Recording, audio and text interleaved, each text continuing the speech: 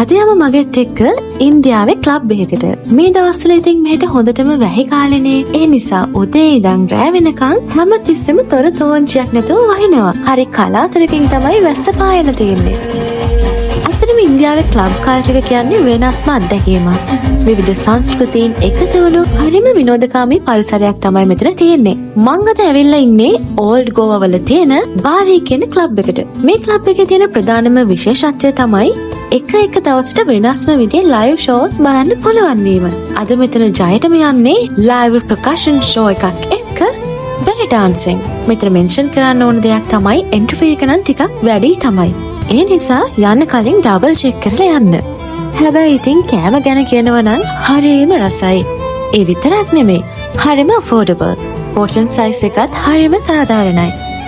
තනියම ආවත් කිසිම පාළුවක් නැතුව නිදහස එන්ජොයි කරන්න පුළුවන් තැනක් තමයි මේ බාරි ක්ලබ් එක කියන්නේ. ඒ වගේමයි මෙතනට පොඩි බබාලා එක්ක පවුල් පිටින්ම එන නිසා ඔයා සෝලෝ ට්‍රැවල් කරන ගර්ල් කෙනෙක් නම් අනිවාර්යෙන්ම කිසිම බයක් නැතුව ඇවිත් එන්ජොයි කරන්න පුළුවන්.